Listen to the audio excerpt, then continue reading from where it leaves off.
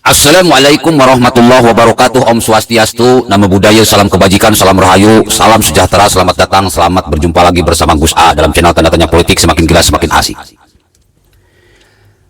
Masuk politik Indonesia itu sangat berat, bro. Suasana politik di Indonesia itu lebih mengerikan daripada negara-negara yang lain. Kita akan mempertaruhkan segalanya. Harta kita, pikiran kita,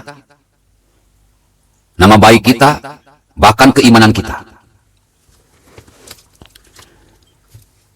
Ketika kita menjadi pemimpin di Indonesia, maka semua hal yang kita miliki adalah menjadi milik negara. Mau keburukannya, mau kebaikannya akan menjadi milik negara. Dan bahkan akan menjadi simbol karakter sebuah negara. Oleh karena itu orang-orang yang terpilih dan terbaik yang harus menjadi pemimpin di negeri ini, yang harus masuk ke dunia politik ini, nggak bisa asal-asalan, nggak bisa asal ganteng, nggak bisa asal keturunan Arab, nggak bisa asal keturunan Nabi, nggak bisa asal pinter. Dia harus punya visi misi yang jelas. Kekuatan pikiran harus di atas rata-rata, kekuatan hati harus di atas rata-rata. Selama ini banyak orang-orang yang masuk ke dunia politik itu di bawah standar. Jarang sekali yang di atas standar.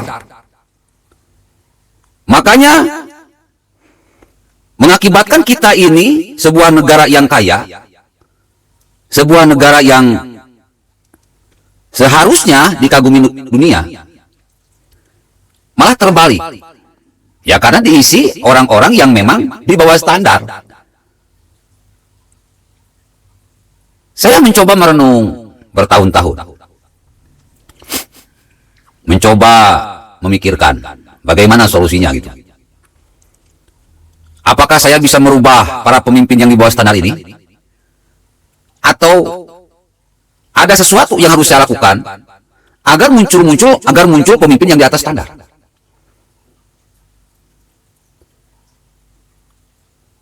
Orang yang sudah masuk ke dalam politik itu seperti kebo yang masuk ke dalam kubangan lumpur.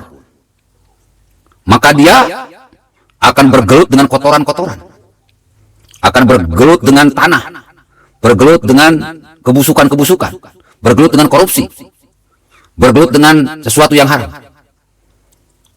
Makanya tidak sedikit orang-orang yang bersih masuk ke dunia politik, bukan mampu membersihkan dunia politik Indonesia, malah dia pun ikut menjadi orang yang kotor. Berapa banyak ustadz, kiai, ajengan, habaib masuk ke dunia politik, bukannya memperbaiki, malah ikut-ikutan terbawa arus. Bukannya bersih, malah tambah kotor. Gak mudah masuk dunia politik Indonesia. Kalau cuma berbekal sesuatu yang di bawah standar, gak mudah. Saya lebih asik itu mencetak generasi mudanya saja lah. Dunia politik Indonesia yang sudah brengsek ini ya sudahlah, pantau saja. Umur mereka ini tidak akan lama. Kalau mereka 50 tahun, paling 10 tahun, 20 tahun lagi juga udah mati. Tapi generasi muda ini sebagai harapan bangsa harus kita cetak menjadi orang-orang yang bersih, yang suatu saat ketika mereka masuk ke dunia politik mampu membersihkan dunia politik yang kotor. Sampai sekarang kita masih menemukan bahwa dunia politik Indonesia itu kotor. Bahkan seorang Jokowi pun tidak mampu membersihkan dunia perpolitikan Indonesia yang kotor ini. Karena terlalu banyak kotoran yang ada di dalamnya. Tidak bisa dibersihkan oleh seorang Jokowi saja. Harus banyak orang bersih yang masuk ke dunia politik. Tapi konsepnya jelas, visi misinya harus jelas. Kalau nggak jelas nanti terombang ambing, Bu. Makanya yang harus kita lakukan sekarang itu cerdaskan rakyatnya, cerdaskan generasi mudanya, cerdaskan otaknya, akhlaknya dan mentalnya. Pokoknya rakyat dulu lah kita harus hajar. Rakyat dulu harus kita revolusi. Orang-orang brengsek di atas itu udah nggak bisa. Karena orang kalau udah sumum bukmun umyum fahum la yarji'un, matanya sudah tidak bisa melihat kebenaran karena dipenuhi oleh kotoran. Telinganya sudah tidak bisa mendengarkan kebenaran karena sudah dipenuhi oleh kotoran. Hatinya pun tidak bisa merasakan kebenaran karena sudah dipenuhi oleh kotoran. Manusia-manusia kotoran yang ada di dunia politik Indonesia bentar lagi juga mati, dan mereka akan mempertanggungjawabkan semuanya di hadapan Tuhan mereka. Wa may ya'mal mithqala dzarratin khairan yarah wa may ya'mal mithqala dzarratin syarran yarah. Pemimpin yang baik akan dibalas dengan kebaikan, pemimpin yang jahat akan dihancurkan.